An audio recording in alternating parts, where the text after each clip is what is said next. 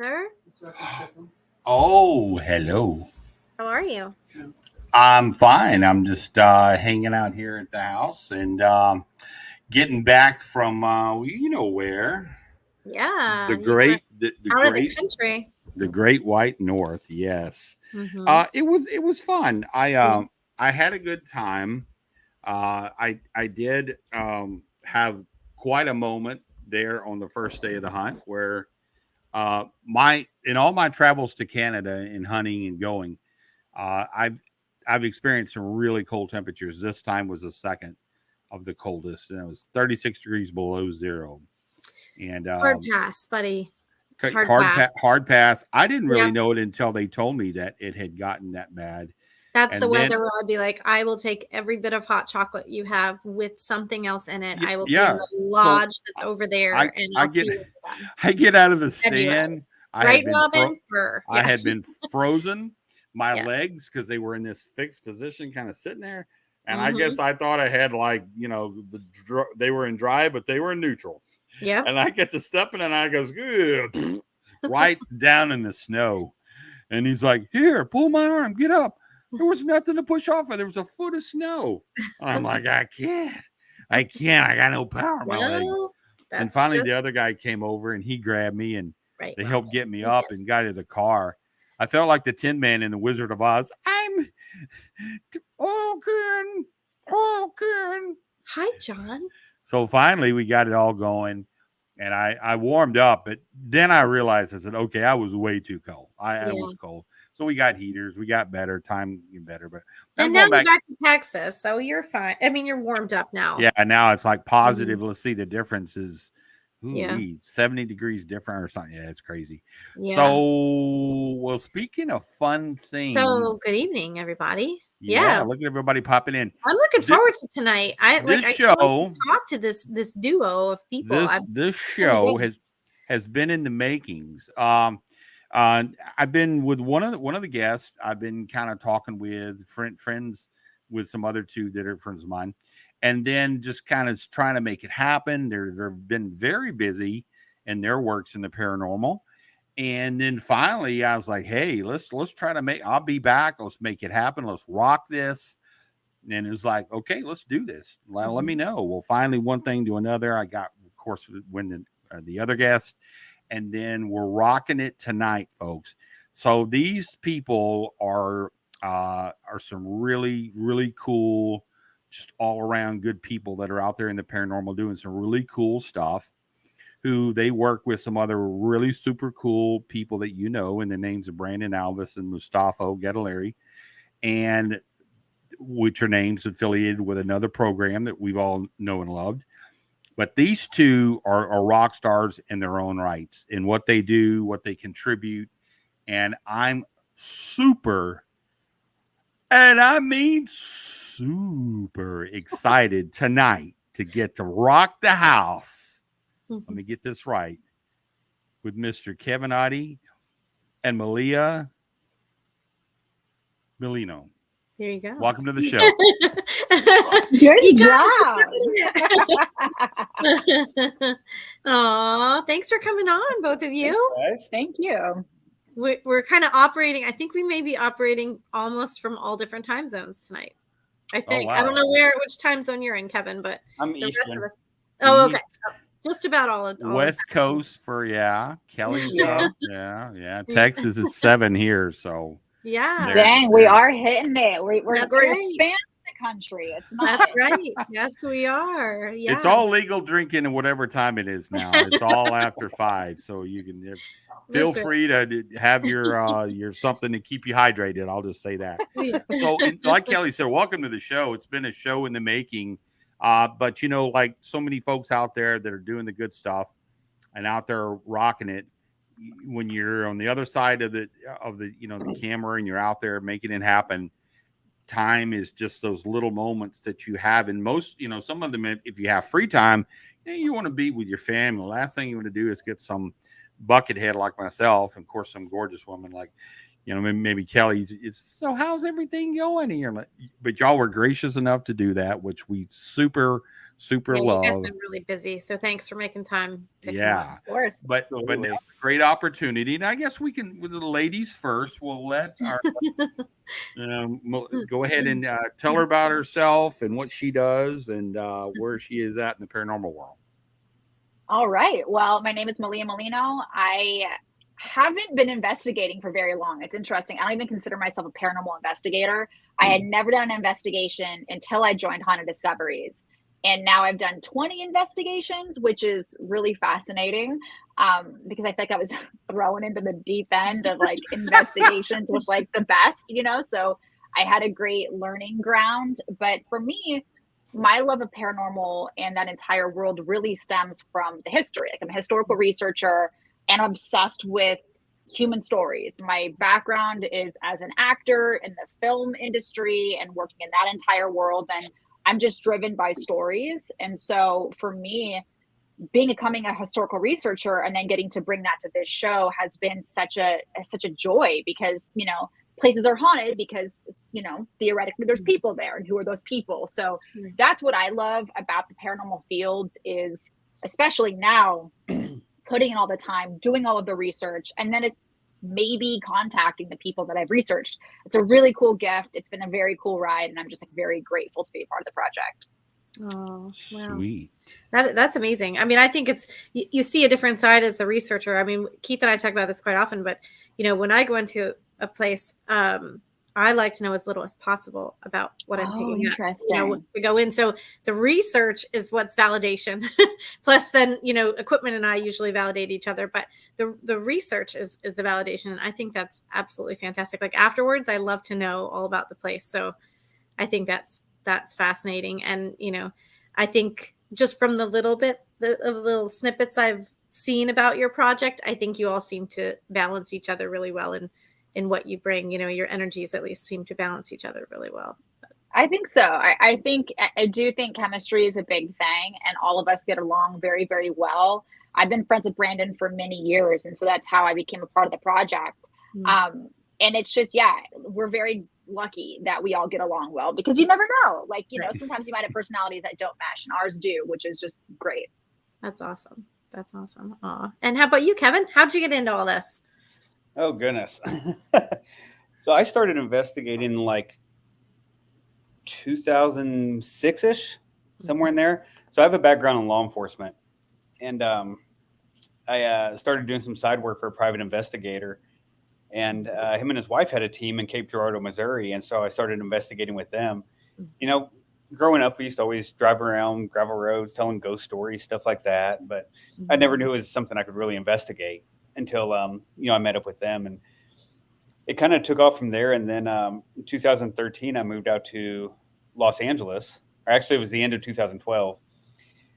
Looking for people to investigate with out there, and just got online and ended up finding Brandon online, talked to him a little bit, and ended up meeting him finally at Linda Vista Hospital and an event there. And we just kind of kicked it off ever since from there. And so it's been quite an adventure. I'm sure it has been. I think it evolved pretty quickly for your team, right? I mean, maybe it was in the works for a while, but your filming schedule and things has evolved pretty quickly. It seems. The filming schedule has. It's been, we did 12 episodes for season 2. We did 8 for season 1. And it goes fast. It takes a lot of pre-production to get the wheels spinning on everything, and try to get not only all the locations, but to where we're not having to backtrack, and also to get all their dates to coincide with the dates we have open. Sure. That's the struggle of it. I believe we that. have this much time to do it. We got to fit these locations in this specific time, and they all have to work within the dates that we have allotted for them. Mm-hmm. Very tough. I'm sure it is very tough. Keith, what were you going to say? No, it's interesting because they kind of all have a story tying back to Brandon, and then getting to kind of, how they vet each other, and then they get to, so you bring a credible person into a team, which, mine, Kevin, comes from the fire service, a retired fire captain from here in Houston Fire. And my love for real detail type evidence-based practice, Mhm. where when you do investigations, you're really trying to, just the facts. You're going in, you're keeping that open, all your senses. You're looking, you smell, you hear, and then what other, equipment that you have, you take that, and then you kind of look. I don't always necessarily want to know right off the bat what's the story of a place, because sometimes what do we do with that? Then we preconceive it's the lady Right. in the white dress location, and then you Yeah. get to looking. She's here. I know she's here. Well, let's see what there is about that. Let's see if we have that experience, and then if I happen to maybe get something recorded with that, visual, and then they say, oh, by the way, they're getting reports of that. Whoa, wow, that's cool. So that's how I like a lot of what's out there now, is they'll do a bit of an investigation, and then they go do a little bit of the research, and then they say, wow, that coincides with what we documented, Monday night. So, Right.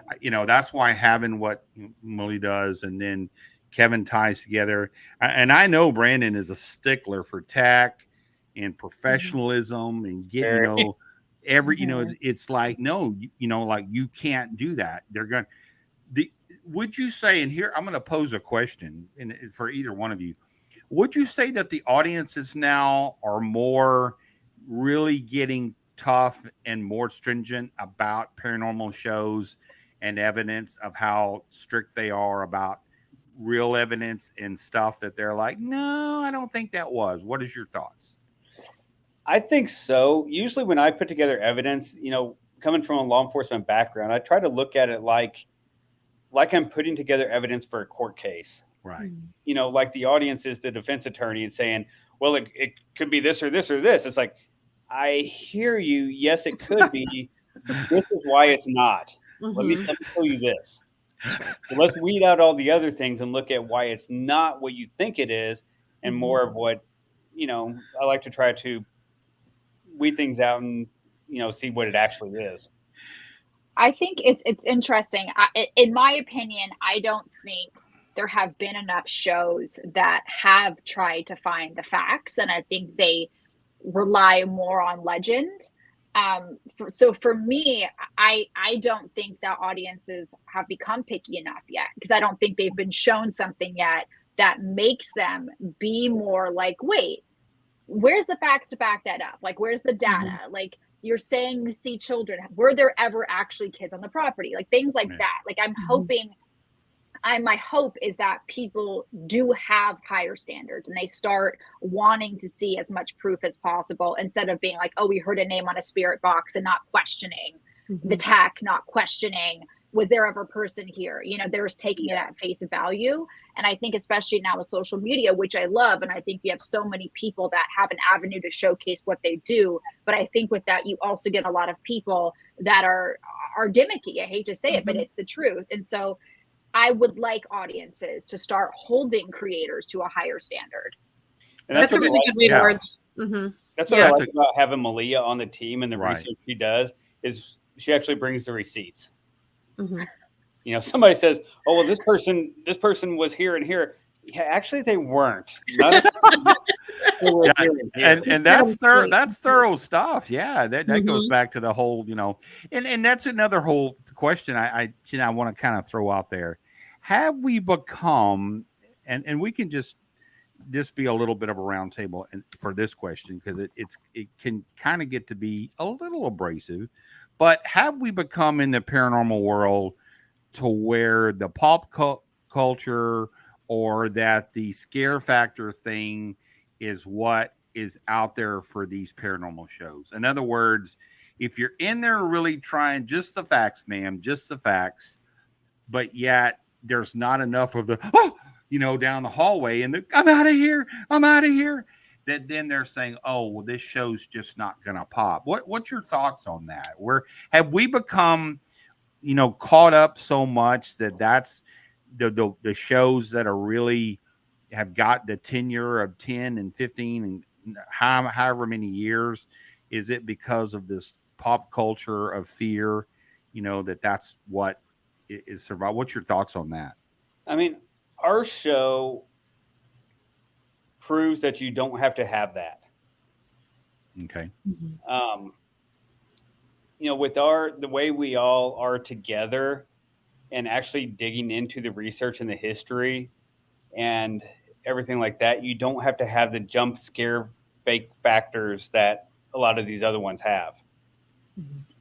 Gotcha. I do think that's true. And I do think, you know, to be honest, I think that if we're talking pop culture, if we're talking, you know, what audiences want, I think it's easy to, the closest thing to compare it to is horror, right? So Right. most horror nowadays is so gory, it's so jump scare, it's so baseline, which is infuriating to me because I'm a big fan of horror. But I like psychological horror. I'm a true believer that when you introduce ideas into the heads of the audience, whatever they create in their imagination is going to be creepier than what you show them. Right. And I think that paranormal shows, the majority of them, they feel like the audiences are expecting this. So, you know, because at the end of the day, especially if you are a show on network, it is a business. So there's a lot of pressure put behind you to be like, no, we have to entertain, we have to scare, we have to do those things. And the fact that we are taking a very scientific, very data, very research based approach, it's risky in the sense that we're not feeling the pressure to put in the jump scares, to add anything outside the realm of what's really just happening, what's the reality, because all we're doing is we are trusting that the audience will be with us, that the truth is always going to be more interesting than something that we made up. You know what I mean? So Yeah. I hope that people appreciate it. I hope that it does like give people the confidence to be able to do things factually and not feel like they have to overcompensate, because I do think audiences are smarter than people give them credit for. And Right. you know, a lot of the places we've been, the truth of the stories there are actually a little bit more creepier than the legends. Wow. But a lot of people Yeah. pray. Well, you know, Kevin would this would be one. So one of the things is from a shows some years ago was the kind of the advent of bringing in cop cameras for these paranormal investigators of the show. And I will tell you, one of the first times that it was really kind of used was some of the most profound paranormal event that happened to this person. And you know, is that ever something with you guys that you have ever thought about considering and having? And the reason why is a lot of times you're setting up equipment and you're moving and you say, "Oh, did you hear that?" Or moreover, somebody says, "Oh, did you see that down there?" And not having those cameras in place to get that, those are those moments. So is that ever something you guys being, I mean, Kevin, being, police officer history, is that ever something you guys think about or talk about or something and putting it in use from a tech side? It is. We have talked about looking into investing some of those in the near future. I can say from all my research prior to the show and all that, a lot of these shadow figures and stuff that I've seen has been when I didn't have equipment. Right. And I think it's because when I don't have stuff with me, I'm not looking for it. Right. And that's when it happens, when you're not out there. And we even noticed that in a lot of our locations, that it seems like the more you try to directly interact with something, the less you're going to get. It's always when you're not expecting it. Wow. Yeah. That's- Or when you carry on regular conversation, all of a sudden you're getting spirit chime in. Isn't that interesting? Absolutely. I had that at Waverly a few years ago. Yeah. Didn't catch anything in direct response, but just walking down the hallway that night, and we just picked up a female while we were talking that said it's cancer. It's like she was talking to another female. Yeah. It was clear as day, but yeah. Well, I'll ask a question for Malia real quick. I just wanted Kevin. I just wanted to. Do you ever get the thought, Malia, that you think that the spirits are at the windows watching us come up, and they're like, "Oh no, here come those ghost people again"? I guess. Do we want to? What do we want to do, guys? Do we want to stay and talk with them, or you want to go to the bar? What's your thoughts on how interactions sometimes are more favored that things happen, or maybe times that where you not? What's your thoughts on that? So I got kind of a two-part answer to that. So off the bat, at least in conjunction with our show, we've had a very, very unique privilege of being the first people to investigate a handful of our locations. Wow. So if with that thought process, they haven't been exhausted by people attempting to make contact with them. But for the locations that have had investigators in the past, specifically like high trafficked areas and locations, I mean, if we think about, if these are just spirits, right? These were humans. And I know when I do a whole day of talking with people and I get home, sometimes I don't want to talk with nobody. So I do think we are very cognizant of the fact that we are coming into places and we're as respectful as we can be while still trying to conduct an investigation. But I do think there have been places we've gone to where they're literally just like, shut up. Like, I don't want to. Like, I really do think so. And I think, and in instances like that, I actually feel kind of bad because it's like, damn, like we are rolling into their place, asking them to like put on a dog and pony show for us. And I think people do need to be aware of that. And it doesn't mean if and I do think sometimes that can lead to inactivity. Again, there's no flip on a switch that you can pull to make something happen. And I do think just like people alive, you get tired and maybe you're not vibing with someone's energy. So I think there's a lot of things that can go into that, but I definitely think it is a thing where, places that are very famous that get investigated in a lot, I think people get annoyed. I do feel that. Spirit's shown me that too, from a different point of view. Like, we'll be in places and like somebody will ask a question and I'm viewing like a spirit that's over there and they're rolling their eyes, laughing at us, like ridiculous things. And I mean, I think it's all very valid, and just like you said, Malia, like you get tired of talking to people, or and Keith and I talk about all the time, it's the intention of what you're trying to do, the intention of sincere communication versus a jump scare type experience, trying to interrogate and that kind of thing. And I think that has everything to do also with the type of interaction that you have with spirit, which I think is really amazing. And Robin asked a question. I wanted to make sure to get to it before others pop up in the chat, but she asked, Malia, she asked you, but I'd love to hear yours too, Kevin, your most poignant piece of evidence that you've captured over your time investigating. It doesn't have to be from your project. I can't go into details, but I can say it's even in our trailer. I had an entire breakdown on camera, which is, I'm moving past it. I'm moving past the fact that our trailer opens with me having a mental breakdown. But I do feel like, especially as a person that has gone my entire life not actively trying to commune with spirits, I've had experiences throughout my life, but not like something that I was trying to do. And it was life kind of altering for me, but in a very sweet and emotional way, like nothing dark or tragic or traumatic. And it sat with me a lot. And I just felt nothing but gratitude. So I think for me, it was just, I felt like I always compare this one moment we had to feeling like I was in the movie Poltergeist when like, everything's going off. Like that's how this moment felt to me. And it was just this like, oh, Jesus, like this is real. Like it's happening and we're talking and this is such an honor. So I think for me, because I can't give details, I wish I could, we will eventually. It was this one particular spirit entity person that, it was life-changing and it was just a very sweet moment. Wow. That is special. Yeah. How about you, Kevin? Did you have, it doesn't have to be from the show if you have a different one that you'd rather share, but. I mean, evidence-wise, like Malia said, there's one it's in our trailer. It was from season 1. It's not the same one she's talking about, but it was one where we actually did catch something on. Hello. Brandon's popped in. Hey, Brandon, how you doing, buddy? Yeah, we actually did catch something on video in season 1 and it still blows my mind to this day. Every time I look at that clip, it's like I just can't believe it. And it's one of those things where I would almost question it had I not been there and know for 100% fact that it is an accurate and legitimate piece of evidence. Wow. Yeah.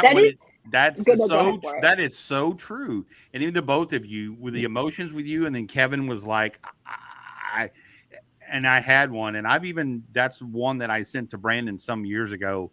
And what I documented was so unbelievable to me that what I'm seeing, I'm like, this can't be what I think it is. Is it? I think it is. And I sent it to him, and then I sent it to the man himself, Mr. Tony Rothman, which, and if anybody doesn't know Tony Rothman, between spirit communications and visual stuff, the guy is super. Brandon knows him. Super smart. I can't really. He's such a great guy, and he says, "Well, let me bring it up." And he said, "I'll call you back." And he goes, "I think you got something there, Keith. I mean, he's not going to lose his. Wow, I think you got something there." And it's wow. And it was at a moment that I heard a noise, which is well known on this show. That noise happened in the woods. I know I won't make the noise. I did get the picture. I got the picture, and then I sat there. I couldn't believe it. And then I went back and took some more pictures after, and it was gone. And then I knew, okay, there was something there. So, wow. It was, when I talk about the Holy Grail, no pun intended, Holy Grail, I took a picture that to me was a picture of a lifetime. I don't know that I could ever get that picture ever again. Thank you, Robin. And Robin goes, no, not the noise. No, not the noise, but it was celestial. It was a noise of just like almost like from the heavens, just this unbelievable. And I had the speakers on, and even John was like, what is that? And I just said, camera, boom, boom, boom, boom, boom, and started taking my 360s, and I got it. And wow, so I was really excited. But when you do get that type of evidence, and you go back and you're like, this is what we all do this for. Well, and I love to see, like, even investigations that Keith and I have been on together. Like, he'll catch something on camera, but I'm seeing it myself. Oh yeah. And then he's like, oh my God, check this out and look at it. And I just kind of laugh. I'm like, yeah, I know. That's what happened with our equipment. It's funny because there's physical proof then. That was you first. Other people can see it then. And that was you first. And you were like, and then I said, then the equipment was totally going off. And then I took that picture and then I sent it to our guy there at the place. And he goes, no, Keith, let me send you a picture. I just took it. And he says, this is where that's at. It's not there. And I'm like, do you see it? He says, oh, I see it. I know where that's at. And I know what that is in there. So does everybody know Gary Woodward? Gary is a really great guy. He does a lot of out there driving the home team, working his tail off. He's a really good guy. And his question is, ever investigated a location and lost your process of thinking and possibly had a concerning personally changed spiritually? Like a personality shift or like something that was like, whoa, what and I tend to have my thoughts about either one of y'all. Go ahead and see what you take a stab at that one. Apparently it happened to me in season 2. Who knew? I knew it. I was thinking Kevin took it. He kind of sit back and he took a deep breath. He goes, yeah, that's me. Wow. I can honestly say there was a situation in season 2 where I didn't recognize Kevin, and it freaked me out because I have never been in that situation before. It was strange. It wigged me out a bit. It still kind of has me being like, what the hell happened? But I haven't. I have. I know we keep like being very vague and referencing things, but we did tackle a lot of very different locations this season that had darker pasts. Let's put it that way. And I do think that for at least for myself personally, there was locations where it did just being there. I was in a very weird headspace and I had a lot of very strange dreams when I'd come back from them and like almost living real life, like personal life trauma through my dreams, things I hadn't revisited mentally in a long time. So just places that you get to. And as soon as you're driving away from, like, your body feels like, oh geez, I can breathe again. But I've never had what Kevin had. Wow. Yeah, I've heard of that happen. I've heard of that happening before too, where somebody looked over and saw another person and said they didn't even have the same face that was on them. It was like saying about facial morphing, and people were saying too about just like all of a sudden big mood shifts and things like that, and that is scary. It is to have that happen and to be impacted by that. Yeah, I didn't have a mood shift or anything. I was just like kind of dizzy out of it in a way. Mm-hmm. Yeah. You were weird though. Like you wouldn't even look me in my eyes. Like when I kept talking to you, you literally were avoiding my eyes. Like if you could, you'll see when you see the footage. Uh-huh. I'm just saying, you were a little creepy. Wow. You creeped her out, Kevin. You creeped her out. That's what happened. We'll just all have to watch for it when it comes out. This creepy. I can't wait to see it.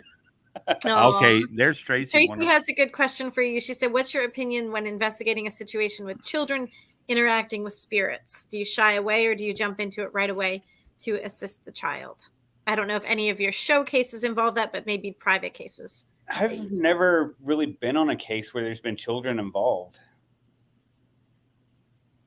Okay. So what do you think you'd do? I guess you could answer it that way. I think it would depend on the location and the situation. There you go, Tracy. Mm-hmm. You know, if it was somewhere that was known to have darker entities, I'd be like, well, what are you doing? But, you know, I'm a kid that played with a Ouija board when I was 8 in the basement of my house. So, Look at her. She's like, so I think it's good to educate them, but in the right situations and the right locations. Yeah, I haven't dealt with a child specifically, but I was that child when I was younger.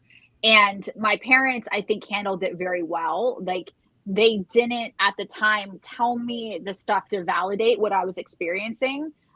But they did do things like switch bedrooms with me, and like they made sure that I was safe in the environment that I was in, and just made like environmental changes that helped the situation. And then later on in adulthood, we're like, yeah, you know, that thing, and this is what actually was happening, and yeah, we saw it too, and you know, which was terrifying in retrospect. Like, oh Jesus, those things are real.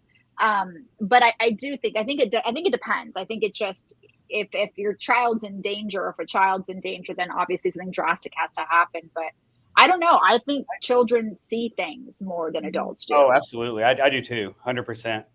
And Tracy, I saw your other comment, and I've assisted with a lot of that stuff. So send me a message afterward, and you and I will chat some more. Gary's next. I do believe too, though, with kids, that if they are investigating, that it is important to teach them the respect and the proper way to conduct an investigation.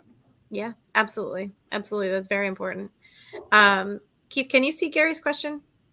Yeah. I have a little issue on my chat, so I want to make sure. No, that's fine. I could see it. Oh, let me get the cheaters here. Have you ever debunked something and then it happens again in a close but different spot and then can't debunk it? That's interesting. Like, That's probably more of a question for Kevin, I think. That's pretty challenging, to where it may be trying to show you something and you're like, that's probably more environmental. And then you're like, okay, that's not so much environmental. That's interesting. I can't recall of anything right offhand. I mean, there's been some stuff that I thought was legit, and then checking different camera angles, I realized that it wasn't. But I can't think of anything that I've debunked and then it's happened again in a close proximity. I'd have to think on that one for a little bit. And I think with all your locations that you've been at, you probably have to really reflect, because you went to a lot of different places very quickly. That we did. So you kind of shared a little bit about the way the show goes, as far as your diving into research of the places and that sort of thing. Can you tell us, any, I mean, you don't have to tell us the release date or anything, but is it sooner than later? Will we get to see ho, ho, or Happy New Year? That's an incredible way to put I just want Haunted Discoveries for Christmas, damn it. So do I. Things are in the works, and we'll hopefully be posting something sooner than later. Nice. Okay. Well, that's good. That's good. We'll accept that for now. That's good. Tracy follows up with, what type of investigation gets you most excited? A particular type of location or things like that? I love prisons and jails. Wow. I do. Creepy ones. I really do. I think it's funny because people always think it's because they're creepier. And this is going to sound so stupid, but I mean it sincerely. I am obsessed with visiting prisons and jails because, again, I'm driven by stories. I'm driven by people. And there's no other place except for maybe a hospital where people are confined and have nothing to do but reflect on life. And I think that creates a very, very interesting type of energy in a location. And I think it's the most self-exploration a person can have. That sounds so bad. There should be better places like a church or something, but I don't know. I think, I mean, I've always been interested in the darker things of human minds. And so a lot of people end up in prisons. And then, so you play a lot with the redemption. Did they feel bad? Did they feel guilt? What did that feel like? So yeah, every time we do go to a jail or a prison, I'm like, yes, it's happening. That's really bad. Wow. I should have a better answer. I shouldn't have said that. No, that's a good answer. But it makes a lot of sense, and you're right. You know, it is a place where you're alone with your thoughts for a very long time, generally. So, I mean, it does make a lot of sense. And, you know, Keith and I are both big believers that, you know, the energy and emotion that's stored at places like that can be really, really, it can just intensify and feed all of that, you know, reflection and energy and that sort of thing. So it makes perfect sense, you know, why that would be your favorite type. But how about you, Kevin? What's your favorite type of place to go to? I like places where people describe seeing like full apparitions of people, because that's something I want to be able to experience and catch on tape to be able to further analyze and see exactly. I want to see exactly what they're seeing to be able to say, okay, this is what it is or this is what it isn't. Wow. I want to be able to, you know, catch it on tape to where we can analyze it, look at everything, you know, each concept of it and say, okay, here it is on video. This is why this is what it is, or this is why it isn't. Well, I've only, in all my years of doing it and going and home investigations and then getting to go to the learning grounds, I call out there when you go to the big locations, Ohio State and so forth. I've only documented that one time, and it was actually at a place in Gettysburg. And we didn't even do it until the next morning when we were, you know, had actually went through and did some evidence examination and went and said, look, and somebody's like, that can't be. I says, no, that's her described to a T. It's a very interesting photo, but it's definitely the mother to the lady who they said she's around me all the time. She talks to me, and sure enough, the lady said that's my mom. She's about 6 inches shorter than me. She wears glasses too, and had hot stip, you know, a lipstick, real hot red, you know, big red lipstick, and said that's her. That's my mom. And we went, well, there you go. Wow. We got it just by taking pictures, just constantly.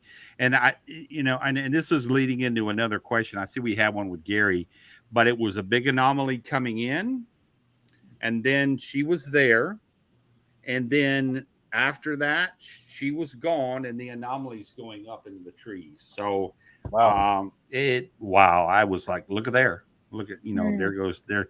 Gary's asking about what's it working with the man himself, Brandon, which we've kind of talked about a little bit, but we could share some fun stories just for kicks and wiggles, you know, just a little fun, you know. I love that one time at band camp. I love that we don't jump to conclusions on evidence. Oh, okay. We actually take it, we analyze it, we look at it. I've investigated with Brandon many times before the show has started, and it's always kind of the same thing. You know, you go in with an open mind and you actually try to document and actually investigate, not just, you know, run around like a bunch of chickens with their heads cut off, like I've seen in the past. Yeah. Absolutely. You know, it's not only the investigation, but it's the history and treating the places with respect. And preservation of these historic sites and these, you know, these awesome buildings and places. Oh, yeah. I was going to say, like, for me, if I had to choose one word, I'd say factual, because this is a guy, I mean, like Kevin said, you know, it is, I don't know if I can say this, but there's just no bullshit. Like, there just isn't. And it's really interesting because we have been in situations now where we're all like, what the hell just happened? And we've all seen it. We all experienced it. But the dude is Switzerland. Like, he is so neutral until he can, like, he'll literally be like, we'll see and we'll review. Like, he's so he wants the facts. Like he wants to be able to say with 100%, without 100% doubt that this is actually paranormal. Like I want to cross check it. And so I have such respect for that. And that goes to every element. It goes from how it's shot. I mean, there's so much passion, beauty, and work that's put into every ounce of it. And that's honestly, at least for myself on a personal note, just a sidebar really quick, that is one of the only reasons that I was okay investigating with him, because I trust him and I know how he works. And I knew if I was going to do this thing that had always scared me, which was investigation, that I was doing it with the person that is trying the hardest, in my opinion, to be able to actually make it as true science, to actually create baselines. So yeah, factual. The dude doesn't play. I am blessed. I am blessed. And along with it, I'll just quickly. I got to meet him. I forgot how many years ago now. Back at Alien Con when they were making their way to Dallas, and I had kind of communicated with Grant, and Grant had said, "Yeah, you'll get to meet Brandon. He's here, and nicest guy. Hey, Keith, I heard a lot about you." And then I said, "Well, wow. Well, all the charges have been dropped, so I'm a free man now." But he laughed. He goes, "No, I've really heard some good stuff about you, man, and it's great to meet you." But we just hit it off from there, and then further as time goes by, we had so many personal things in common. Losing brothers, just our love for that tech side of the aspects of the paranormal, of how we can combine that with the complement of the investigation, and really being very studious and up to and including where he was able to get the EMC camera and then get that amazing hallway footage at that hospital with Brian Murray, which changed the paranormal field as we know going forward. It literally, that camera documented something that so many of us knew for so long, but that camera was able to say, boop, that's it. And then, Camera's wow, a life changer. It when you document that and So you got cool. it dead in the rights, it's really hard to say, oh, they went down, they walked, they looked at the wall, they said it went right here. There's no door there. And it was really, that was the solid stuff. But to get to having part of that as a team now and amazing things, that's why so many of us are super stoked about the stuff. But here's our buddy Wes. Everybody know Wes Coleman? I think he's offering to be your correctional officer on set for this. That's why he's asking. So, and Wes Coleman. He probably has installed all the Canadian prisons where he's from. So he's I just got back from there, so he's giving me that. What's your bucket list prison to investigate? Oh wow, Malia, go ahead. What do you think? Where's the one you want to go to? He's got honestly, connections. It's so cliche, and if Mustafa sees this, I'll get a lot of crap for it. But it's Alcatraz. For me, if we're talking about psychological warfare, that's the place. That's the place. You are stuck on a rock staring out at what could be freedom. So it's a double win for me. It's next to one of my favorite cities. You and me both. Yes, right? Yes. Yeah. Right. It's so we love, cool spot. We love San Francisco. I mean, that's like just across the bay. By the time you're done investigating, you can go get some drinks at the bar.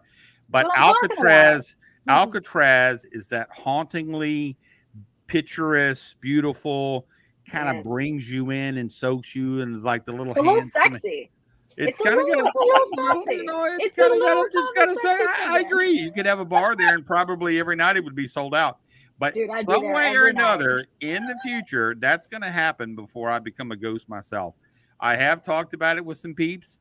I am still in the works on that, and I'm not giving up till it happens. And I think we're going to have to get a little group of us and have some folks on the list and say we're doing this. It's just invite only, and whatever, get it, go and say we did it. We did it. We went, and me too. I'm there. We'll talk afterwards. Donnie has a question for you, Kevin. He said, what's your number one bucket list location that you killed to investigate at? First of all, miss you, brother. Second, me and Johnny's investigated a lot together in the past. That's sweet. We have talked many years about doing something international. So, if it was limited to the U.S., I would probably have to say maybe Trans-Allegheny. Oh, cool. Mhm. International. Oh my goodness. We're going to Paris next year. You want to jump on the plane and let's go? Or Road Go trip. to Paris. It's the best. It's the best. International. Chillingham Castle would be awesome. Mhm. Hellfire Caves would be awesome. oh man, I'm melting. So Johnny's writing all these down since you Write know 'em him. down. He's like taking notes on what you're Write 'em saying. Like, down. remember that time you said you wanted to go here? So That was really jealous of him a couple years ago when he got to go tour Loch Ness and stuff like that. And I just really Oh. want to get Yeah. some Scottish castles God. and just You just gotta go, stuff Kevin. out. Kevin's like, we're Aw. filming. We're filming. I know work won't ever give me a break. Aw. Yeah, that'd be Well, cool. Tracy though. asks what location disappointed you the most for not seeing the apparitions, but maybe it was even if it's one that you can highlight before your show, that's fine also, if you don't want to give away your location. Yeah, maybe before you got on the show, what was one that was like, a lot of build up, but not a lot of pizzazz when you were there? You can go first, Kevin. Let me see. Do you need a minute? Actually, one place that I kind of went in with high hopes, expecting to see something. Had weird feelings there, like the energy to where you started to walk up a staircase and you just stop and feel like something's pushing you back down. But I didn't actually see anything, but was expecting to. I would have to say was probably Goldfield Hotel in Nevada. Wow. Oh. Okay. Heavy feelings in there, but everybody talks about seeing things there, and I didn't see what I was. Maybe because I was looking for it. Wow. Yeah. I Mhm. think for me, it was when I was at Hampton Court Palace in the hallway leading to Henry Gates Apartments. And I know people have said they've seen Catherine Howard there. And English history is my life. It's my favorite. Mhm. So for me, I was like, this is it. I'm going to feel this connection to this part of history. And I went and I was like, I feel nothing. I mean, I was stoked to be there. It's beautiful. But I was just like, I couldn't connect to the energy. Does that make sense? And so I just felt very...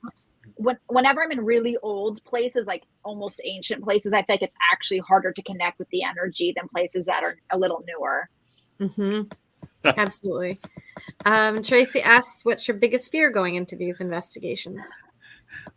She's got the Steve Conglaves thing on here. Steve, if you've ever seen the shows, him and Tango. Oh he yeah, is like spiders. He runs out of there. And I'm not a big fan of him either. Trust me. No. Yeah. Depending on the location and where it's at, I would have to say coming across a homeless person living in it. Wow. Yeah, they can. Well, they can actually.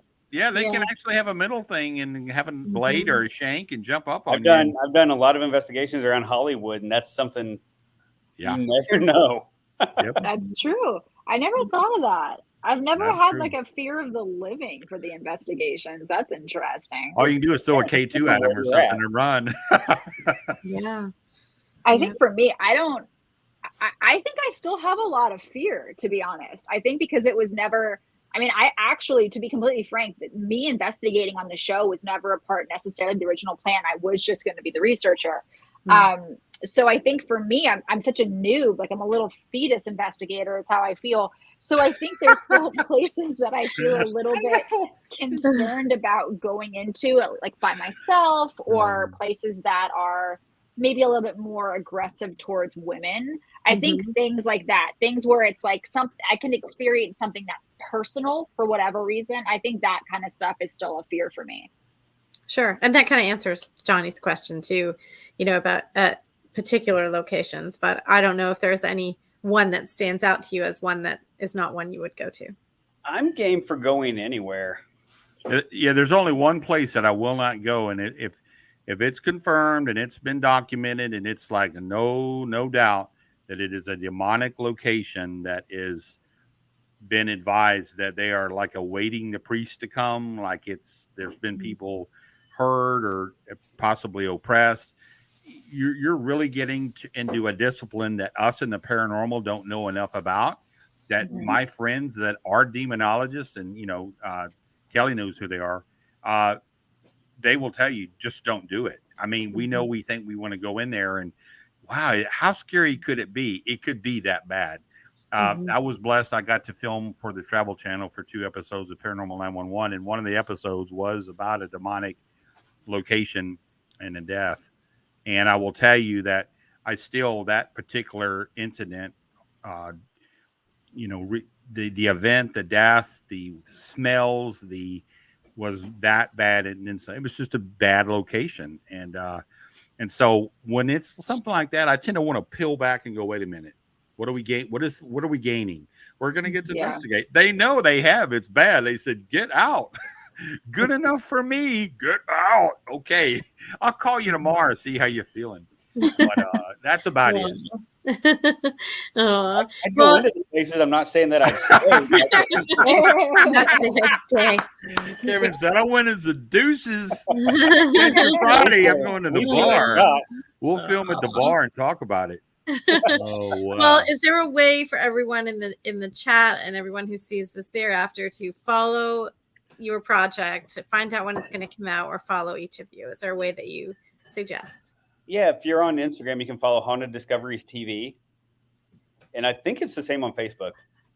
I think it is too. Yeah, and we have our trailer posted on the Facebook page and stuff like that, and you can follow all of us from there, and you'll have your release date on there then. We'll be posting updates as we get them and stuff like that. And yeah.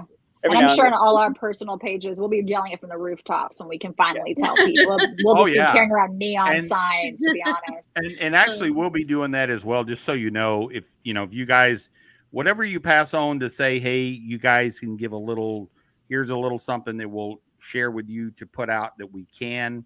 We'll do that because we love to support the ones that are and we talk about it a lot, the love and light in the paranormal, the more kinder people of the paranormal. We don't do in all this some of the bad stuff, and you know what I'm talking about, that's out there. Yeah. The ones that we love and support, we so love to put the love out there, talk about the shows, because I believe it is a reciprocal thing. You get friendships and bonds that tie together. We go to these conventions and, hey man, how's it going, man? And thanks for the shout out and the love. So we love to do that as well. And wow.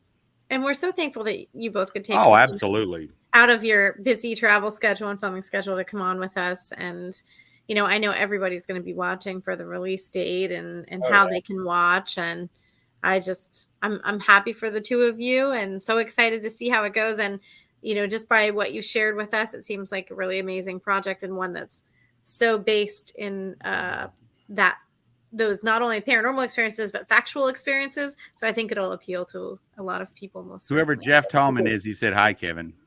What's up? Yeah. Yeah, you got some peeps on there. The shout outs for you too. That's so cool. All the love people, folks that love this, so we love that as well. So wow, again, they're really gonna love it. And once they see the four of us and how we are when we're together, it's between Malia yelling at us, trying to keep us in line and playing. Stop that! Act right. Yeah. We're in we're at a Waffle House. Act right. 3 in the morning Waffle House. Close to reality that is. To be honest. You gotta get with Mustafa, that guy, he's a jokester. But how can you not love him? He's like a brother to me too. So okay, well, you got a couple of minutes to hang out in the green room. There should be drinks. Can you hang backstage? Caviar back there for a minute for VIP. Absolutely. Okay. Thank you both. Thank you so much for having us. Oh, there's well. That was even more fun than I would have thought, and just. Again, two great people out there doing cool stuff in the paranormal, in which we try to bring to all the folks out there that, listen to our show and our fun and our stuff that we do. But having them on the show was fun tonight. And we'll get to be following their adventures. And of course, maybe look in the future when it gets out there, maybe before the show comes on, hint, hint, wink, wink, Brandon and Mustafa, and maybe even the other two can jump on and we'll have a big release party or something fun and just break it out and make it magic, because that's again what we want to do, is celebrate the fun and success and love of everyone out there in the field. So I'm really excited about their project. Looks amazing. So so we will say also, folks, as you can see from the pumpkins, Thanksgiving's coming up. So one of the things I always love to say is, love and light to your family. But if you've got someone out there that you may know, and you may happen to know that they don't have a place for Thanksgiving, and you got to, as we always have extra food, give them a shout and say, hey, would you love to come break bread with us? Because you may be giving them a meal on that day that otherwise they may not be giving. So that's what it's about. It's the spirit of the season. And we're wishing you both, a very happy Thanksgiving with family and pets and friends and colleagues. And we look forward to seeing you folks back in 2 weeks. Yes, we'll be back in 2 weeks. A happy Thanksgiving, everybody. Enjoy your family and friend time. And we'll be back again in 2 weeks for the pre-holiday. I wore my Santa little siren shirt from my early, but we're looking forward to because it. I'll tell you what, I will admit that I have the tree up. It's not decorated yet, but it's up because I'm that person. So I know it's okay. Yeah. All right. Well, everybody, good night, and we will see you in 2 weeks. Bye-bye.